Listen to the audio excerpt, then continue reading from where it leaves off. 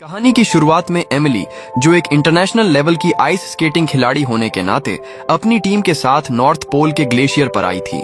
ऊपर से तो ये ट्रिप एक प्रमोशनल एड शूट लग रही थी, जहां सब लोग बेस कैंप जैसी जगह पर रात बिताने वाले थे। लेकिन एमिली के लिए इस सफर का एक बिल्कुल पर्सनल मकसद भी था, जो सिर्फ उसी का था। उसके पास एक अस्थि कलश था, जिसमें उसकी छोटी बहन अन्ना की राख रखी हुई थी। उसी सुबह एमिली ने अपने साथियों से कहा कि उसे थोड़ा अकेले में समय चाहिए, और फिर वो खुद ही अपने स्केट्स पहनकर ग्लेशियर के किनारे की तरफ फिसलते हुए निकल गई। करीब 2 किलोमीटर तक वो लगातार आगे बढ़ती रही और आखिरकार बर्फ की चट्टान के बिल्कुल किनारे तक पहुंच गई। उस पल उसे लगा कि उसने आखिरकार वो जगह ढूंढ ली है, दुनिया की सबसे खूबसूरत जगह, जो अन्ना के लिए बिल्कुल सही है। लेकिन वो अभी राख बिखेर भी नहीं पाई थी कि अचानक बर्फ का किनारा टूट गया। उसके पास न तो संभलने का समय था और न ही मदद के लिए पुकारने का मौका। सब कुछ इतनी तेजी से हुआ कि वो कुछ समझ ही नहीं पाई। जब उसे दोबारा होश आया तो उसने खुद को एक तैरती हुई बर्फ की चट्टान पर पड़ा हुआ पाया, जो धीरे धीरे उत्तर की तरफ बह रही थी। चारों तरफ बस अंतहीन आर्कटिक महासागर था, जहां दूर दूर तक कुछ भी नजर नहीं आ रहा था। इसी बीच ये खबर तेजी से फैल गई। रेडियो पर एंकर बहुत संभलकर शब्दों का इस्तेमाल करते हुए बता रहा था कि एक युवा इंटरनेशनल फिगर स्केटिंग खिलाड़ी उत्तरी ग्लेशियर में लापता हो गई है, लेकिन उसका नाम अभी तक आधिकारिक तौर पर जारी नहीं किया गया है। तेज हवाओं और बर्फीले तूफान ने उसके सारे निशान मिटा दिए थे। एक संभावना ये भी जताई गई कि शायद वो ग्लेशियर के किनारे से फिसलकर सीधे बर्फीले समुद्र में गिर गई हो। इसके तुरंत बाद सर्च ऑपरेशन शुरू कर दिया गया, लेकिन टीम सिर्फ तय ग्रिड के हिसाब से इलाके को बार बार स्कैन कर पा रही थी। हर बार रिपोर्ट नेगेटिव ही आती, न कोई सिग्नल, न कोई फ्लेयर, न ही किसी तरह की गर्मी का संकेत, सिर्फ लगातार हिलती हुई बर्फ की चट्टानें। और उसी समय एमिली उनसे कई मील दूर एक दूसरी तैरती हुई बर्फ की चट्टान पर अपनी जान बचाने के लिए किसी भी काम की चीज ढूंढने में लगी हुई थी। उसके पास बहुत कम सामान था, उसके फोन में कोई सिग्नल नहीं था और मदद मांगने का कोई तरीका भी नहीं था। ऐसे में उसने बस एक ही बात सोची, पहले किसी भी तरह जिंदा रहना है।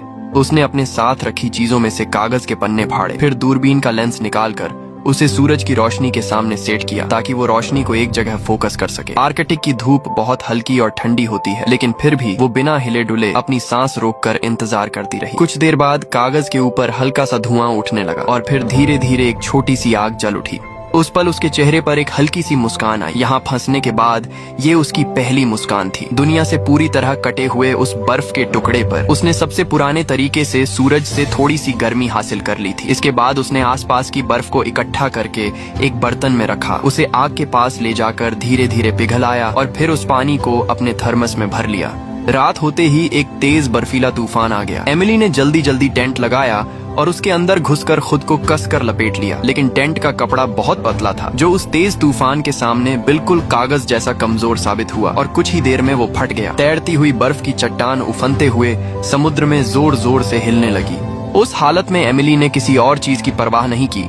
उसने बस अपनी बहन के अस्थि कलश को कसकर पकड़ लिया। वो छोटा सा लकड़ी का डिब्बा इस सुनसान जगह में उसका आखिरी सहारा था, और वही एक वजह थी जिसकी वजह से वो अभी भी हार नहीं मान रही थी।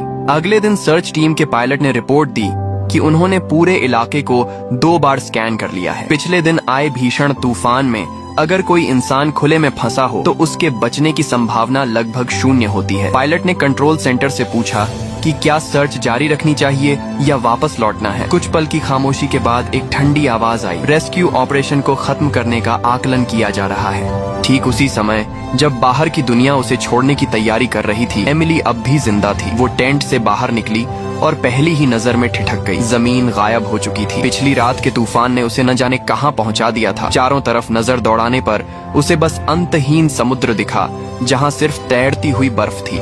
वो कुछ पल वहीं खड़ी रही। उसने न रोने की कोशिश की और न ही चिल्लाई। उसके अंदर एक ऐसी भावना उतर चुकी थी जो डर से भी गहरी थी, एक साफ, ठंडी और पूरी तरह से अकेलेपन की भावना। उसे आखिरकार ये समझ आ गया था कि किसी को नहीं पता कि वो कहाँ है, लेकिन अभी उसे हार नहीं माननी थी। उसने अपना बैग खोला और पिछली रात तूफान में फटे हुए टेंट को सुई धागे से धीरे धीरे सिलना शुरू किया। फिर उसने बैग में बची हुई थोड़ी सी नट्स निकाली और उनसे एक छोटा सा मछली पकड़ने का कांटा तैयार किया। उसने धागा बांधा और उसे पानी में डाल दिया, उम्मीद में कि शायद कुछ मिल जाए। तभी अचानक उसके पीछे से एक भारी टूटने जैसी आवाज आई वो तुरंत मुड़ी और उसने देखा कि बर्फ का किनारा फिर से टूट रहा था। दो बड़े टुकड़े बिना किसी आवाज के धीरे धीरे पानी में समा गए। उस पल उसे एक कड़वा सच समझ में आया। ये बर्फ का टुकड़ा उसका घर नहीं था, बल्कि एक उलटी चल रही रेत घड़ी जैसा था, जिसमें हर टूटता हुआ हिस्सा उसे ये याद दिला रहा था कि उसका समय लगातार कम हो रहा है। उसी समय उसका फोन अचानक वाइब्रेट करने लगा। एमिली ने लगभग झपट कर फोन उठाया। उसकी आवाज में उम्मीद और घबराहट साफ झलक रही थी। उसने तुरंत सामने वाले से कहा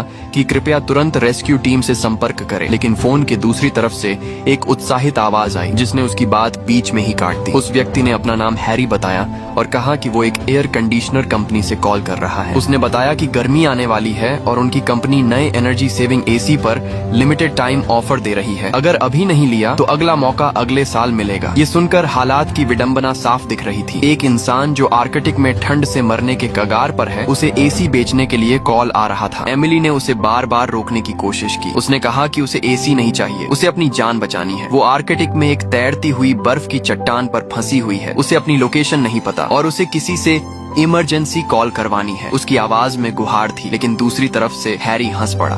उसे लगा कि ये बस एक और बहाना है जो लोग सामान न खरीदने के लिए बनाते हैं। उसने शालीन लेकिन ठंडे अंदाज में कॉल खत्म कर दी। कॉल कटते ही एमिली पूरी तरह टूट गई। वो फोन को पकड़कर बार बार हेलो कहती रही, लेकिन कोई जवाब नहीं आया। उसने गुस्से में कुछ गालियां दी और फिर रोने लगी। ये जोर जोर से रोना नहीं था, बल्कि वो खामोश रोना था जो इंसान पूरी तरह टूट जाने के बाद रोता है। उसकी एकमात्र उम्मीद एक सेल्स कॉल समझकर काट दी गई थी। रात फिर से आ गई। एमिली ने अपनी टॉर्च को बर्फ में गाड़ दिया और उसे फ्लैश मोड पर सेट कर दिया ताकि उसकी रोशनी अंधेरे में दूर तक जाती रहे। उसे नहीं पता था कि कोई उसे देख पाएगा या नहीं, लेकिन उसे कुछ तो करना था। भले ही ये एक छोटा सा प्रयास था, लेकिन ये कुछ भी न करने से बेहतर था। समय धीरे धीरे बीतता रहा और बर्फ लगातार टूटती और पिघलती रही।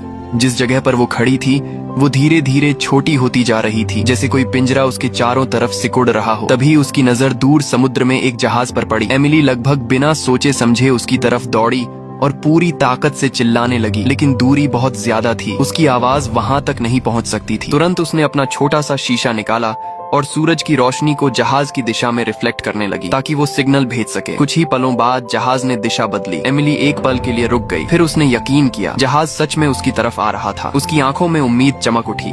वो तेजी से टेंट के अंदर गई और अपना सामान समेटने लगी ताकि तैयार रह सके। लेकिन जब वो वापस बाहर आई, जहाज फिर से दिशा बदल चुका था। वो वहीं खड़ी रह गई, पूरी ताकत से हाथ हिलाती रही, जोर जोर से चिल्लाती रही, जब तक कि उसकी आवाज बैठ नहीं गई। तभी अचानक उसके पैरों के नीचे की बर्फ टूट गई। उसे कुछ समझने का मौका ही नहीं मिला और वो सीधे बर्फीले समुद्र में जा गिरी। पानी में गिरते ही ऐसा लगा जैसे हजारों सुइयां एक साथ उसकी त्वचा में चुभ रही हों। वो पानी के अंदर तड़पने लगी। सांस लेने की कोशिश में पानी उसके अंदर जाने लगा। बड़ी मुश्किल से उसने पास की एक बर्फ की किनारे को पकड़ा और खुद को बाहर खींच लिया। वो बर्फ पर लेट गई, जोर जोर से खांस रही थी। उसका पूरा शरीर भीग चुका था, लेकिन उसने खुद को संभाला, बैठी और तुरंत गीले कपड़े उतारने लगी। फिर वो तेजी से टेंट में घुस गई। वो अभी भी उस गिरने के डर से उबर नहीं पाई थी कि तभी उसे टेंट के बाहर से एक आवाज सुनाई दी। ये इंसान की आवाज नहीं थी। उसने धीरे से खुद को संभाला और बाहर झांका। तैरती हुई बर्फ के दूसरे छोर पर एक छोटा सा ध्रुवीय भालू का बच्चा बैठा हुआ था। उसका पूरा शरीर भीगा हुआ था और वो अपनी काली चमकदार आंखों से एमिली को देख रहा था। वो भी किसी तरह इस बर्फ पर आ पहुंचा था और शायद उसे भी नहीं पता था कि अब आगे कहाँ जाना है। एमिली उसे देखती रही और उसके अंदर एक अजीब सी भावना उठी। इस वीराने में अब वो अकेली नहीं थी। इस बर्फ पर अब एक और जिंदा प्राणी था जिसकी हालत बिल्कुल उसी जैसी थी।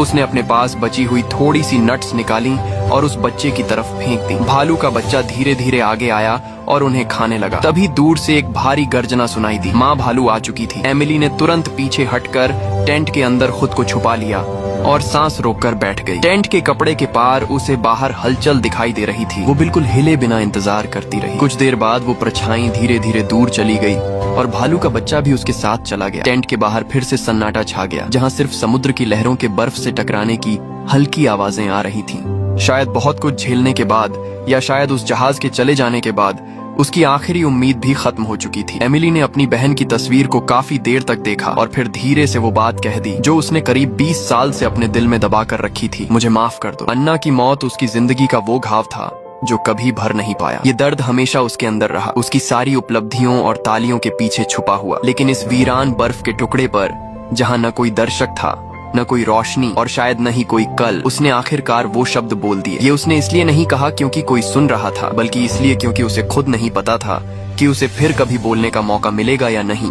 रात गहरी हो चुकी थी, तभी फोन फिर से बजा। इस बार भी कॉल हैरी का ही था, लेकिन उसकी आवाज पहले जैसी नहीं थी। इस बार उसमें वो हल्कापन नहीं था, बल्कि एक अजीब सी गंभीरता थी। उसने बात शुरू करते ही एमिली से कहा कि ये उसकी आखिरी कॉल है। एमिली एक पल के लिए समझ ही नहीं पाई। उसने पूछा, इसका क्या मतलब है? हैरी ने बहुत शांत आवाज में बताया कि ये सिर्फ उसे किया गया आखिरी कॉल नहीं है, बल्कि वो अब जिंदगी में किसी को भी कॉल नहीं कर पाएगा। ये सुनने में जितना साधारण लग रहा था, उसके पीछे का मतलब उससे कहीं ज्यादा भारी था। एक ऐसा इंसान जिसकी पूरी जिंदगी ही फोन कॉल्स पर टिकी हो, अगर वो कहे कि अब वो कभी कॉल नहीं कर पाएगा, तो इसका मतलब है कि उसकी पूरी जिंदगी किसी तरह टूट चुकी है।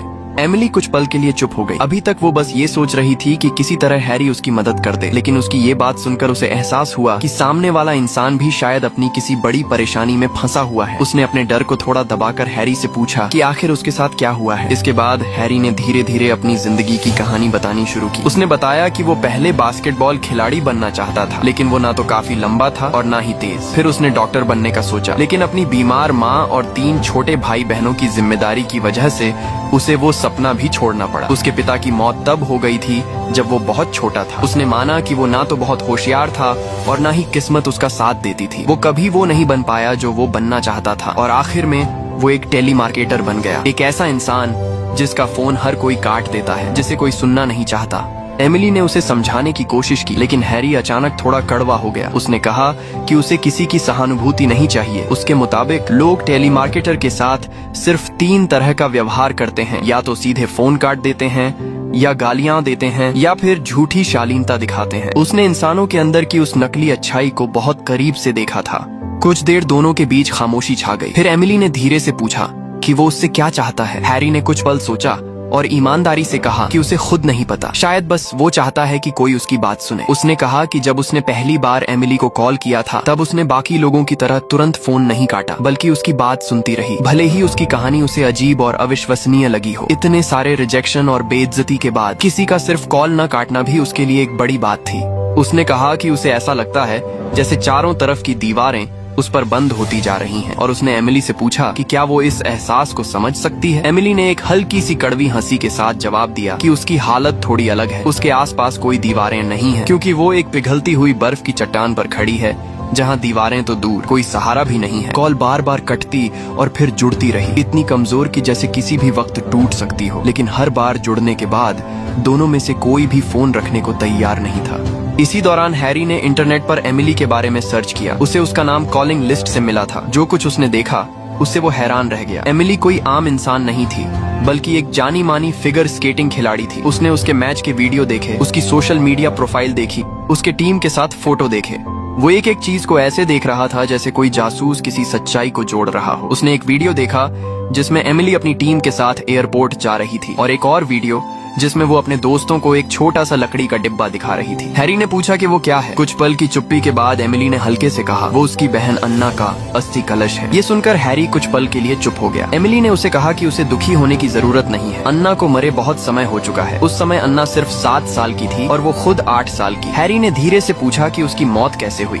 एमिली ने एक गहरी सांस ली और उस दिन की कहानी बतानी शुरू की जिसने उसकी पूरी जिंदगी बदल दी थी। उसने बताया कि वो दिन बहुत सुंदर था, आसमान बहुत विशाल लग रहा था, लेकिन उसका रंग हल्का सा धूसर था और दूर कहीं गर्जने की आवाज आ रही थी। वो और अन्ना एक घास के मैदान के किनारे खड़ी थी। अन्ना डर रही थी और घर वापस जाना चाहती थी, लेकिन एमिली नहीं जाना चाहती थी। अपनी बहन के डर को देखकर उसके अंदर एक जिद जाग गई। उसने अन्ना को डरपोक कहा और उसे अपने साथ दौड़ने के लिए उकसाया। अन्ना थोड़ी हिचकिचाई, लेकिन फिर उसकी आंखों में जिद दिखी और वो पहले दौड़ पड़ी।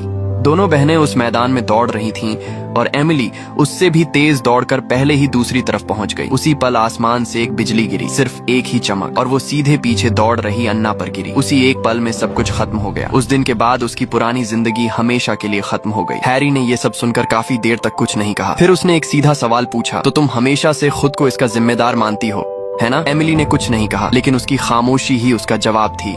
इसके बाद हैरी ने और खोजबीन की और उसे पता चला कि एमिली ने एक किताब भी लिखी है जिसमें उसने बचपन में अपनी बहन के साथ सुनाई जाने वाली कहानियों को लिखा है। उसने उसकी तारीफ की कि वो बहुत अच्छी कहानीकार है, दोनों के बीच कभी हल्की फुल्की बहस भी हुई, जैसे उसके दोस्तों की पार्टी वाली तस्वीरों को लेकर, जो इस पूरी हालत के बीच अजीब भी लगती थी और कीमती भी, क्योंकि ऐसी छोटी छोटी बातें सिर्फ जिंदा लोग ही करते हैं। बातचीत के दौरान हैरी को एक वीडियो मिला जिसमें एमिली कह रही थी कि आज सुबह सही समय है, उसे ये काम अकेले करना है। वीडियो में वो ग्लेशियर की तरफ अकेले जाती दिख रही थी और उसके दोस्त पीछे